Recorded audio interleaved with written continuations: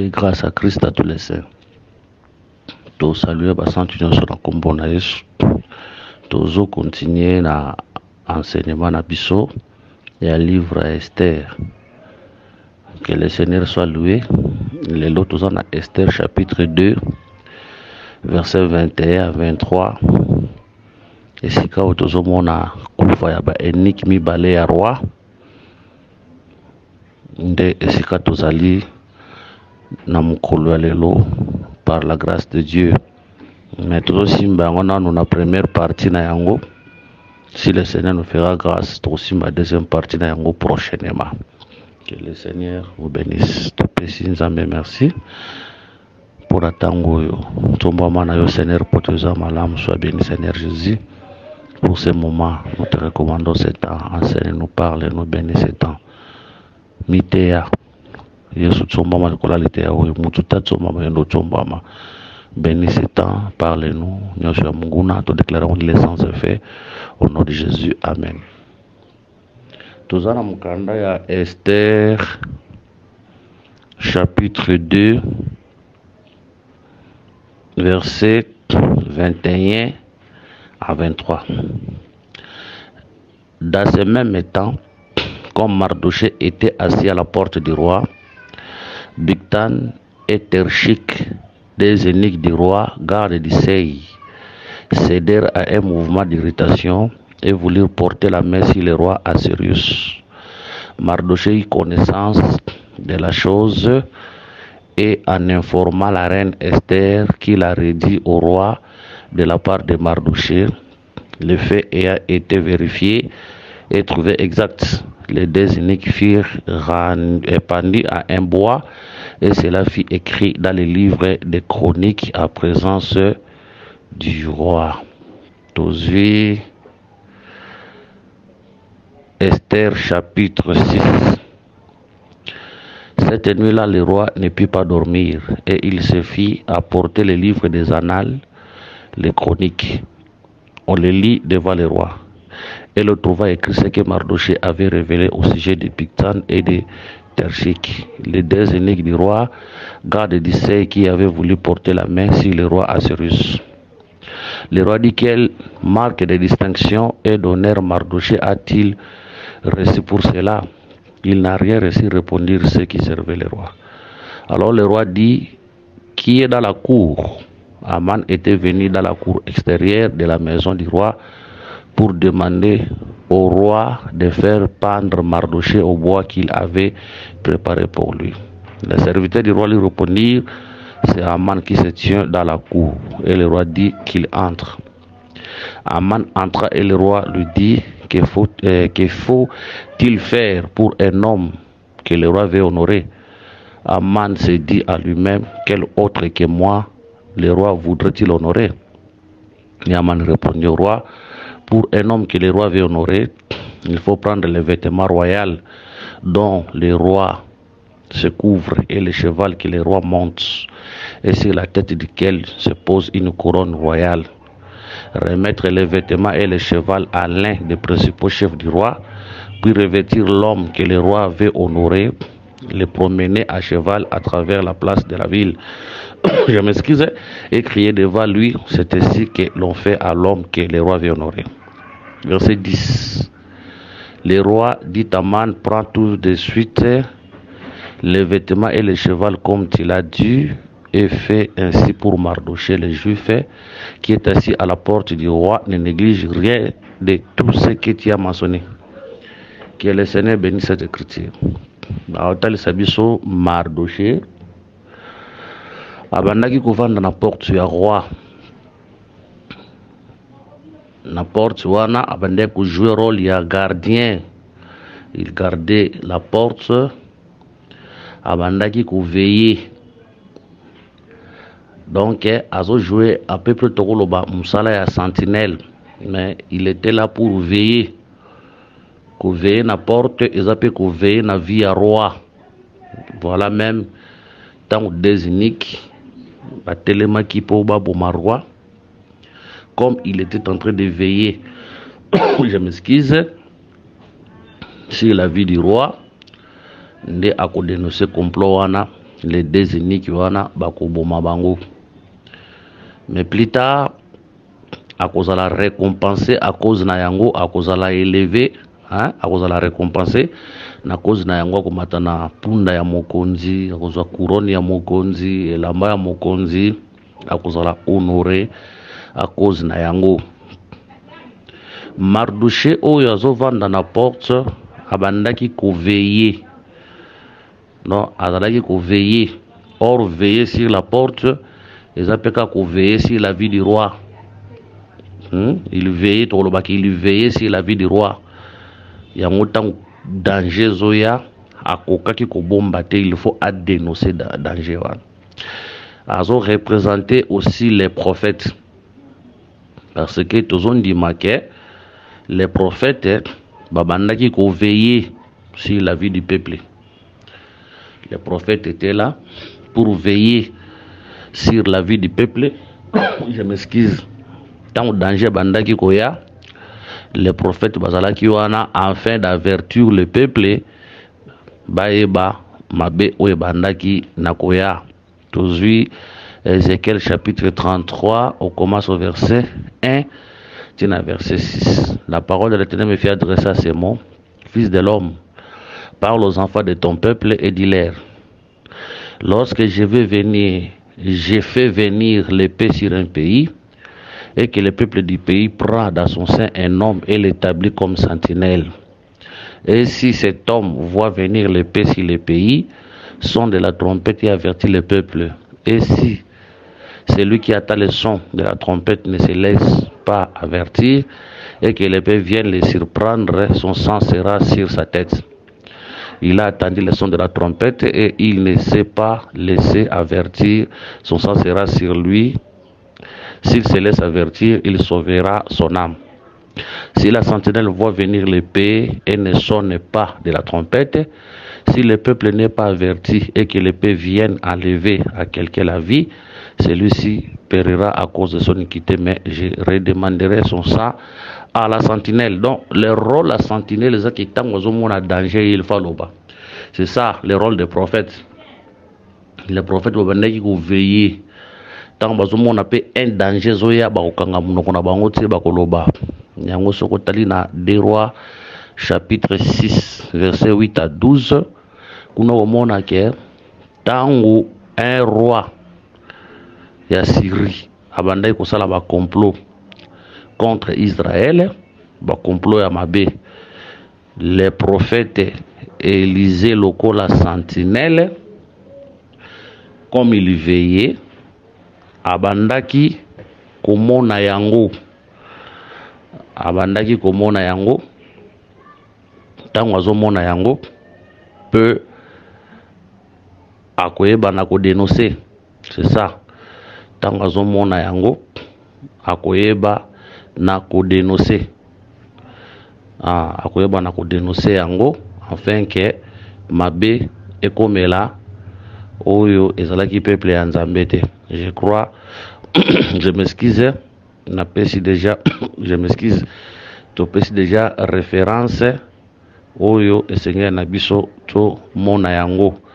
Yango tango ozo Habakkuk chapitre 2 verset 1. Bilolobi, j'étais à mon poste et je me tenais sur la tour, j'ai veillé pour voir ce que l'Éternel me dirait et ce que je répliquerai après ma plainte. C'est pour dire qu'un prophète, c'est quelqu'un qui veille.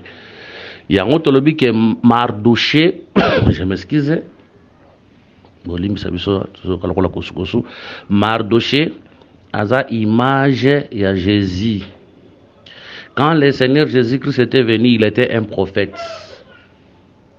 Yesu Tangwayaki azalaki prophète. Tous peut s'écrire pour confirmer que Jésus-Christ azalaki prophète. Tous en mukanda ya Luc. Je m'excuse. Luc chapitre 24, verset 19. Luc 14, 19. Tokobanda na verset 15. Pendant qu'il parlait, discutait, Jésus s'approcha et fit route avec eux. Mais leurs yeux, je m'excuse, étaient empêchés de les reconnaître. Il leur dit de quoi entretenez-vous en marchant pour que vous soyez tout tristes. L'un des nommés Cléopas lui répondit, est-il le seul qui séjourna à Jérusalem, ne sachant pas ce qu'il est arrivé ce jour-ci? Verset 19. Quoi leur dit-il? Et lui répondirent ce qui est arrivé au sujet de Jésus de Nazareth, qui était un prophète puissant en œuvre et en parole devant Dieu et devant tous les peuples. Tolobi que le Seigneur en venant sur la terre, il était un prophète. Or un prophète, azam mutoyo, aebaka na koveiller. Yango tolobi que koveiller n'apporte ça peut koveiller sur la vie du roi, parce que quand un danger était venu contre la vie du roi, tout le monde a dénoncé qui yango. Ouais, c'est pour dire qu'il veut aussi sur la vie du roi. Yango tolobi que les véritables Mardoché nanu.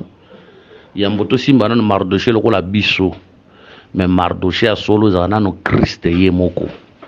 Jésus a venu sur la terre, il était un prophète. Maintenant, ce que tu as Jésus prophète, Jésus prophète, nde tokoyeba na kobimisa roi na baspect mibale.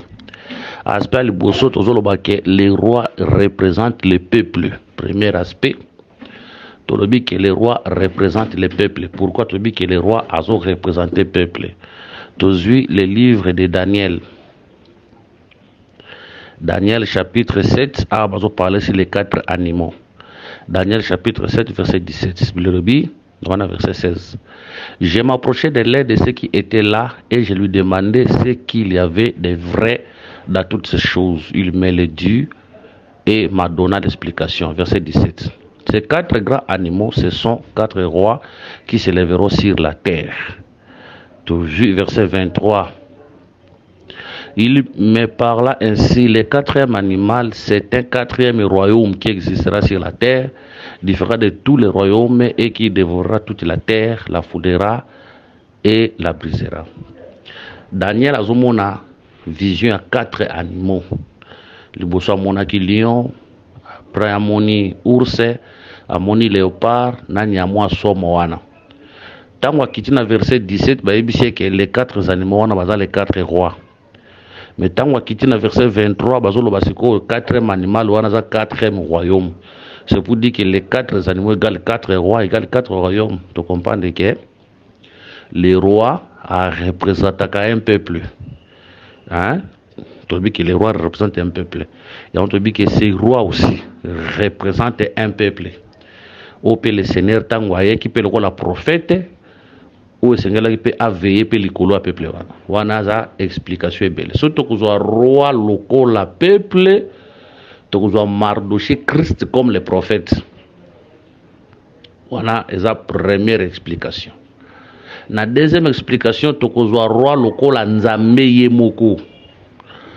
La deuxième explication, tu soit roi local la Nzambe yemoko, parce que tu dis que c'est roi sérieux. Abandé Corneille le Colo à 120 provinces. Il n'était pas n'importe qui, il était le grand roi. Or, le grand roi, les Alaganzambe et Moko, par rapport à Malachie chapitre 1, verset 14. Il y a un dit que ceux qui te soient roi ou loko la peuple, on a te soient Mardoché, loko la Christ des prophètes. Mais ceux qui te soient roi ou loko la Nzambe, on a te soient Mardoché, loko la Jésus. Parce que ils ont moutumoko, hein, ils ont moutumoko. On a remarqué que le Seigneur n'a dit que n'a pas de connaissance, basantos baolanda biso. Je m'excuse. Niveau de compréhension sur les Écritures, ils ont yakokabwana. Ils ont ba oyo bazana niveau de compréhension très avancé dans l'Écriture. Ils ont pena ba oyo ba comme na niveau très avancé na boyebité. Mais nous sommes pour ça que nous avons sa compréhension dans des cognos soit qu'on l'a biso afin que aïba na kozwa compréhension malam. Les deux uniques maintenant au bazo ça la complot à mabé contre le roi bazo représenter nani to banani. Bazo représenter nani to banani. Yango tolobi nanu ke ces deux uniques ici au bazo ça la complot bazo représenter la loi et les prophètes. Tolobi que ces deux uniques représentent la loi et les prophètes. C'est pour dire que la loi et les prophètes bazalaki na complot moko ya mabe contre les rois. Bazalaki na complot ya mort contre les rois. Tobandi ko expliquer boy. Tolobi que les rois représentent Christ, Mardoché représente Jésus. On a premier aspect. Deuxième aspect, tolobi que les rois représentent les peuples, Mardoché c'est Jésus comme prophète. Tobandi ko expliquer pour na koloba boy. Tozu premier aspect. Na aspect liboso to kozwa les rois comme Christ. Tozu les deux uniques comme la loi et les prophètes. C'est pour dire que la loi et les prophètes bazalaki na complot moko ya mabe contre le Christ. Complot ngo ezalaki nini? Tuons les rois. Complot ngo ezalaki nini? Tuons les rois. Et là, on a que les deux uniques qui vont être la loi et les prophètes, c'est pour dire que la loi avait un complot de la mort contre Christ. Les prophètes aussi, un complot de la mort contre Christ. Et là, on a tout simplement que la loi et les prophètes et l'obélaka liwa ya Yesu, liwa ya Christ. Hein? La loi et les prophètes étaient pour la mort de Christ. C'est pour dire que liwa ya Jésus. En tout cas, c'est pour dire que la loi et les prophètes balobelaka liwa ya Jésus, balobelaka liwa ya Christ. Yango surtout kolobake même tant que Rome azokende koboma Jésus. Oui, mais en réalité, bato baboma Yesu. Ezalaka la loi et les prophètes. Parce que ce que tangi na katia, je m'excuse, ce que tangi na kata mobeko, au moment que mobeko bandé kolobela, la loi était pour Christ akufa. D'ailleurs, ce que je suis dans Mukanda ya Jean chapitre 19 verset 7, kunoko mona bayudo azoloba, nous avons une loi et selon notre loi, il doit mourir. C'est pour dire que la loi qui avait tué Christ. De même, ce sont les prophètes ndebo maki Christ. Nanzela ba prophétie na bango. Waneza premier aspect tant soit les rois comme Christ, tozui les uniques comme la loi et les prophètes. Waneza premier aspect. Mais tant qu'on change aspect qu'on soit maintenant les rois comme les peuples, hein, les rois comme les peuples, les deux uniques qui vont changer. Les deux uniques qui vont la loi et les prophètes. C'est pour dire que la loi et les prophètes condamner aussi les peuples. C'est pour dire que la loi et les prophètes, c'est là qui m'a monté. La loi et les prophètes, donc la loi était là pour condamner les peuples. Les prophètes aussi étaient là pour condamner les peuples. C'est pour dire que la loi et les prophètes, bien que Bazala qui wana, mais on peut remarquer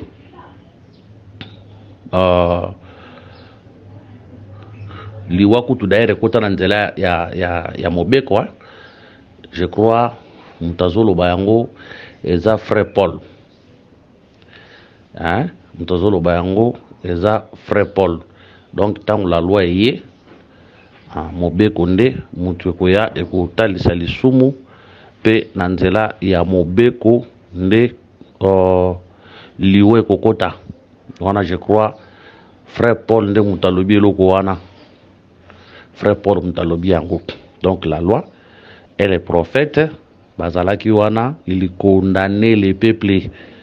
Yango ko remarquer mwasi oyo ayebaki na kosala mabe oyo mwasi oyo ya Jean 8 oyo ayebaki na kokanga a flaga de riz, oko remarquer que ezalaki na bato bandé ko condamner ye, bato bandé ko condamner ye. Mais tant que le Seigneur akoya akokoma akotelema akomona ata mutu moko lusuta kotika la kobamba libanga babi depuis le plus grand jusqu'au plus petit bakondo salaki condamné. C'est pour dire que les plus grands cherchaient la mort ya mwasi oyo, Les plus petits cherchaient aussi la mort de monsieur. Alors tous ces gens-là, qui ont un ministère de condamnation contre la vie de cette femme. Tous ces gens-là condamnés directement comme les serviteurs du matin. Les serviteurs du matin travaillent dans un ministère de condamnation contre les peuples. Travaillera sous le ministère de la condamnation, le ministère de la mort. Parce que le ministère de Moïse, la loi est bien le ministère de la mort. C'est pour dire que tous les serviteurs du matin travaillera dans le ministère de Koufa contre le peuple de Dieu. On remarque que depuis les plus grands jusqu'au plus petit, qui acquise la conscience de la bango, qui mabanga, pe bakendaki. Ce qui t'ozui, Jérémie chapitre 6, verset 13. En tout cas, vous lisez ça, que vous dérangez. Jérémie chapitre 6, verset 13, il est écrit: car depuis le plus petit jusqu'au plus grand, tous sont avides de gains, à changer langage. Depuis les prophètes jusqu'aux sacrificateurs, tous ils de tromperie. Depuis les plus petits jusqu'au plus grand. Donc, le langage a changé. Depuis les prophètes jusqu'aux sacrificateurs. C'est pour dire que les plus petits, c'est les prophètes, les plus grands, c'est les sacrificateurs. Quand on voit les sacrificateurs, on voit la loi, on voit l'enseignement. Quand on voit les prophètes, on voit les dons. C'est pour dire que l'enseignement est plus grand que les dons. L'enseignement est plus grand que les dons. Voilà, l'enseignement est plus grand que les dons. Mais depuis les plus grands jusqu'aux plus petits, les plus grands, tous au moins les sacrificateurs, les plus petits, tous au moins les prophètes. Donc, on a pour noter que ces deux uniques représentent la loi et les prophètes. Représentent la loi et les prophètes. Oyo, bazalaki wana pour la condamnation à peuple. Ils étaient contre le peuple de Dieu. Maintenant, moutoua ko ebana ko dévoiler weza mabe na bango pour mettre fin na règne na bango afin que roi Koufate c'était Mardoché. Donc Mardoché ndazoya pour arrêter weza ki ministère na bango mi balé base la soute ba boma bango. Mardoché wana nde image ya Christ. Mardoché wana nde Christ parce que Christ nde azo mettre fin à la loi. Voilà pourquoi Romains chapitre 10, verset 4, le dit, car Christ est la fin de la loi pour la justification de tous ceux qui croient. Donc c'était à la croix de Golgotha, de Christ, je m'excuse, de Christ a pour mettre fin na mobeko na basakoli. Donc voilà, Christ était venu pour mettre fin na ministère wana. Ministère où ezala qui a malamouté, ministère de condamnation, ministère de Magaliwa, un ministère qui était contre les peuples. Christ comme le véritable Mardoché, n'étant oiseau à la croix de Golgotha, azoya a dévoilé pour mettre fin na ministère wana. Yango ko remarquer maintenant tant tout autant ce qu'on a Esther chapitre 6. Les rois maintenant il faut honorer Mardoché. Pourquoi? Parce qu'il y avait un complot qui était venu, mais Mardoché a su qui sa complot wana ko dévoiler on peut batola ba ko kufa. Nde eloko wana toujours mon yango comme l'élévation Christ azozwa après l'œuvre de la croix, parce que c'était à la croix le Christ azo mettre fin na ministère ya la loi et les prophètes et ils ont fin à la croix de Golgotha. Après avoir commettre fin à la loi et les prophètes na Golgotha, nde élévation ko ya ko landa na sima, élévation ne ya na sima parce qu'ils ont mettre fin à la loi à la croix de Golgotha. Donc élévation à Mardoché, ils ont parce que les deux uniques bakoufi. La mort des deux uniques, ne peut pas élévation et pas à Mardoché. Que le Seigneur nous bénisse, ne peut pas élévation et pas Mardoché. Donc Christ est élevé après l'œuvre de la croix, après avoir mis fin au ministère de la loi et des prophètes. Aujourd'hui Christ est élevé. Que le Seigneur soit loué. Je crois, et là, sous un aspect, sous ce ticali, tu as sous prochainement par la grâce de Dieu. Mais, tu as pour ceux qui sont en exhortation, moko awa, tu as un mukanda ya proverbe, tu as ceux qui sont en exhortation, moko awa, tu as un mukanda ya proverbe, chapitre 27, verset 18. Proverbe 27, 18, la Bible dit, celui qui soigne un figuier en mangera les fruits, et celui qui garde son maître sera honoré. Que le Seigneur bénisse cette écriture. Ah, bah, attends, c'est ce que Mouton Zobongi sa figuier. A Roliam Bouma ya figuier wan. Mouton Zoko batte la maître naïe. À cause à la honoré. Attends, aux écritures. Tu es on a ombre pas Mardoché. Tout le monde est au latte pendant nous autres pas Mardoché. Mardoché avait gardé son roi. Tant les désignés qui baillent un complot à ma bête, pas mon roi naïe. Mardoché la garda qui roi na ye a dévoilé qui complot ana ba ini ki na ba kufaki suka na Esther chapitre 6. Mardoché a kozala honoré pourquoi? Parce qu'il avait gardé son roi. Mais il avait veillé sur son roi, sur la vie de son roi. Mais c'est lui qui garde son maître. Les rois et les maîtres, bah la différence c'était les rois c'est aussi les maîtres. Dans le pays écriture moko yo tel ça que roi azala maître tozui un roi pour nous ça que roi azala maître. Et roi chapitre 22 verset 17. Et roi 22 17. Michel répondit, je vois tout Israël dispersé sur les montagnes comme des brebis qui n'ont point de berger. Et l'Éternel dit, ces gens n'ont point de maître, que chacun retourne en paix dans sa maison. Awa, tangu akabalinga kende bitumba na Josaphat, ba prophète no balobinde balobaki ndenge moko. Mais tangu Michel aye, Michel azoloba le contraire na bango. Liboso lobaki na lokola bango, mais après Michel habité, nazomona kola Israël bazo panza na likolo ya ngomba comme des brebis qui n'ont pas de berger, qui n'ont point de maître. Or, il voyait la mort du roi Akab. C'est pour dire que le roi c'est un berger, le roi c'est un maître. Il y a un autant Proverbe chapitre 27 verset 18 que celui qui veille et celui qui garde son maître sera honoré. On a tout le monde Mardoché à veiller sur la vie ou à garder la vie. Il y a roi, tu comprends que le roi c'est aussi le maître. Donc cela veut dire Mardoché, il a veillé sur la vie. Il y a roi ou un maître naïe, roi Cyrus, pena soukanango Mardoché kozala honoré. Mardoché kozala honoré. C'est pour dire qu'aujourd'hui, le maître qui est le roi, au Sengeli, Mardoché veille l'icolo naïe, c'est l'enseignement, c'est la prédication. Anazo banana kozwa Mardoché comme oiseau veillé, le ministre. Pour tout ça, déjà, Moutozo veillé dans la Moussakoli, dans la prophète. Donc aujourd'hui, les ministres de Dieu sont là pour veiller sur leurs maîtres, sur leurs rois. Or, les maîtres, ou le Seigneur, le ministre, va veiller sur eux, et un enseignement, c'est la prédication. Moni, les enseignements, c'est l'enseignement, c'est la prédication. Donc, quand on dit Maraké, l'église Sanganakawana Boué, ou à maître, c'est l'enseignement. C'est Christ. Christ est représenté par l'enseignement. Le roi, notre roi, c'est la saine doctrine. Donc, notre roi, c'est la saine doctrine. Notre maître, c'est la saine doctrine. Hein, parce que le roi, il y a une autorité. Le roi n'a dirijaka, le roi n'a kambaka, le roi n'a dominaka. L'église est tambola na makanisi ya batute, l'église est tambola sur le loba na nzambe. Peut-être l'église est tambola au papa lobaki. Donc batwazana na beaucoup plus na considération na makambo papa na bango lobaki par rapport à la parole de Dieu. Hein?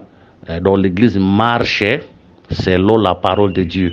Et tambola kate ko na samabalanisi ya batu. Mona passer avant na ndaku na e moi c'est na ABC que oh frère on sakananga faut suspendre monter pas ya telemboé à suspendre frère wana ou na moni choral ba mama na bazo saka choral wana sokipe choral wana ba chantre wana ba osakananga faut panzango monter pas ya telemi a panzi choral pour moi c'est na lobi église tambola ndé wana te l'église marche selon la parole de Dieu ba ko besa mutu suspension soki to moni lèpre kati na e.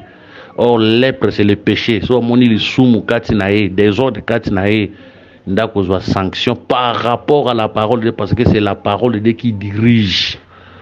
C'est la sainte doctrine qui dirige. La Bible dit maintenant toujours Mardoché comme le vrai ministre, on va veiller sur l'ITEA, afin que les deux iniques, ici les deux iniques ici représentent les faux prédicateurs, parce que n'oubliez pas que inique azalaka muto abattre la kabasi ya mokonzi. Je m'excuse. Inique azalaka muto ba kastra balongola ki mobali na ye yende mutakobate la mwasi ya mokonzi. Enfin, qu'après ça, moi, ça me conduit, c'est masse n'a été, car c'est masse, ça me conduit, moi, c'est à cause les lots, les ennemis qui représentent les prédicateurs. Aujourd'hui, les ennemis qui représentent les prédicateurs, les ministres de l'évangile. Mais tout ça, comprendre que, bah, enique, bazala qui, bah, faux enique. Pour bazala qui n'a likantia kobo mamo konzi. Bazala qui, bah, faux enique. C'est pour dire que ces ennemis ici représentent les faux prédicateurs, les faux ministres. Oh, bazawana. Contre la prédication, Bazali, des faux prédicateurs. Oh, Bazawana contre la prédication. Bazona maté à mongo. Nous la contre la prédication. Nous avons l'alité à mabe contre la sainte doctrine. Tu comprends? Moi, ça contre les rois. Tout prédicateur. Oh, zona l'alité à mabe. Et ça, le quelque part, na Kinshasa, quelque part, les ana batu mongo basangani. Dans l'église moko X bango bayebi basangani bamoni ko kende na botel eza moi passe pour na botel bazo timbela bango nde bakenda botel ba flat wana bayebani koza malamu te baluandako bapesi ndako wana kombo la maison du potier. Ça c'est grave. Bapesi ndako wana kombo la maison du potier ba frère mo bavanda wana. Ce que ceux qui perdent na super ceux qui botobenga par rapport na bango moté à juste sermon na kata église linga bimanae à mon que soit qu'un hôtel ba otimbela ya na maison de potier wana ce que ba frère ba za la so monika ka passer ba comment dadi aé ba déplacer ba tikeli dadi ta asala buzoba nae na ser wana po abike ba monike so bazoke na hôtel ba flat ba otimbela bango so comme na système ko ba luenda ko. C'est diabolique, hein? Baluenda ko basala ba ventir. Donc maison du potier na bangonde yango wana. Na maison du potier ezaka ba pesa ka vase forme. Maison du potier c'est l'église. Maison du potier c'est l'église. Parce que tant tout le monde a potier, ce qui est dans Ésaïe chapitre 45, verset 8, 9 à 10, qu'on a le Seigneur qui se présenter comme potier.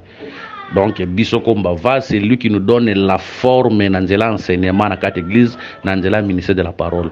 Mais maison du potier, il y a des mesures qui ndumba, il y a dilitaire, il y a impudicité. Bazo pèse sa forme, mais bazo déformer la vie des serfs, bazo déformer la vie. On dit toi même ça, ce sont des faux prédicateurs. Ata bimisi moto na munoko, aza faux unique. Ata saliso pendengeni, aza faux unique.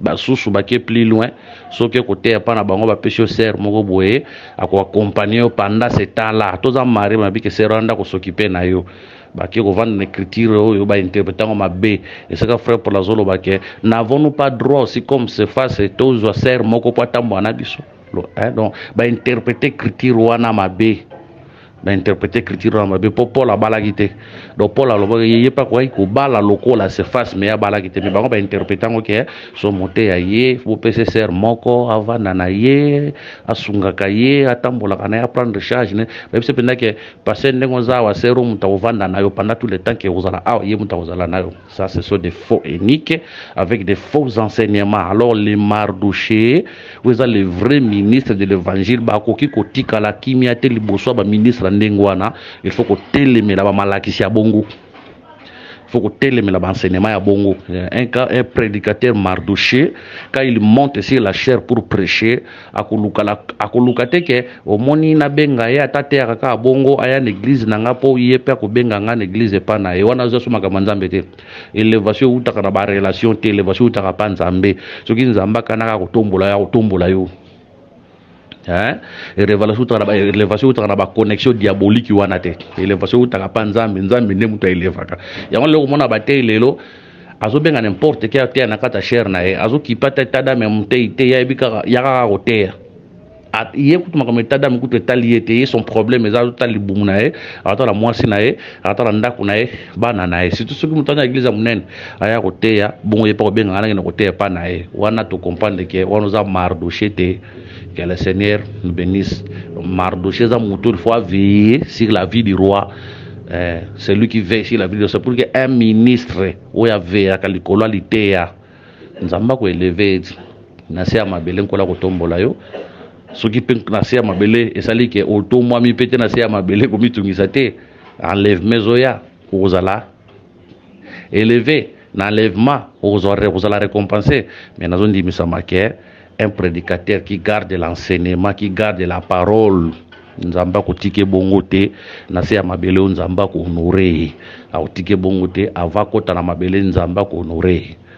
Donc total si les rois comme l'enseignement, les rois aussi comme le peuple. C'est pour dire que les désignés qui wana bazapi ba faux bataille contre les rois comme l'enseignement. Wana les aspects les désignés qui wana bazapi bataille oyo bazana makanisia mabe contre peuple. Yango frère Paul azoye bisa na acte 20 je sais qu'après mon départ s'introduiront des loups ravisseurs qui n'épargneront point la vie du peuple.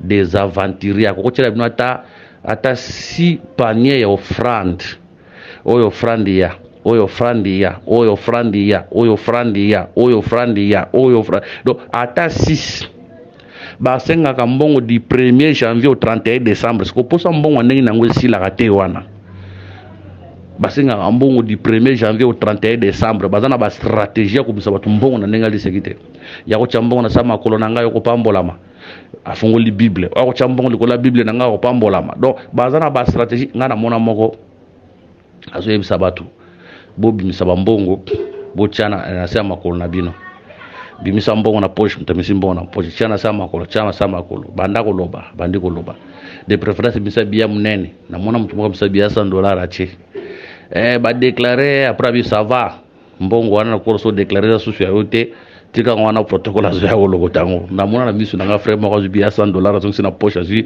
biya suki ya 500 francs na place wana ya bakambo kala za makambo kana biglize moto sambela kala ndimo makambo moto monaka banda ko salama ozomona nazondi makenzambe na kati ya opération à l'esprit à kokipe kotinda ministre moko peut-être par la recommandation de Saint-Esprit parce que Dieu est Dieu na kati ya recommandation de direction divine nzamba ko kotinda pe mutu moko asala pe loko moko ya bongo parce que nzambe azanzambe asala makamususu ayebisaka ezana musako le moko nzamba tinda e alianie na kati ya Bible je crois ya ngombe boteninga na rigueur te soki na maîtriser loko la malamte. Vous voyez, et ça makamso nzamba sala tam sum tolo ba o nini boye. Donc Dieu est souverain dans sa souveraineté. Mais oya bande ko wana bazo sala wana nzambe te, ce sont des escrocs, des aventuriers ba tina kata makama nzambe pour chercher l'argent. Ce sont des aventuriers. Wazo sambela mana basia batu. Hein? Mana basia batu, donc ce sont des aventuriers au baza na do vie à roi za na valeur na miso bon c'est pour dire que peuple pona bango za la nourriture peuple pona bango za ndunda ba saka na peuple ndenge balingi mais de vrais Mardoché doivent veiller sur la vie du roi. Cela veut dire veiller sur la vie de l'enseignement et veiller sur la vie du peuple. C'est alors ne okozala honoré. Je crois on est la première partie, il y a les deux uniques. Je crois si le Seigneur nous fait grâce prochainement tokosimbaka les deux uniques oyo mais toko changer en couleur mususu tokotal sa Mardoché wana na couleur mususu tokotal s'appelle les deux uniques wana na couleur mususu tokotal s'appelle les rois na couleur mususu. Que le Seigneur nous bénisse parce que c'est ça la richesse de l'évangile que le Seigneur Dieu nous a donné. C'est dans l'église qu'on connaîtra la sagesse infiniment variée de Dieu. C'est celui qui honore son maître sera honoré. Les maîtres c'est l'enseignement, gardons l'enseignement, non seulement prédicateur, mais toujours na peuple nyoso. Gardons l'enseignement.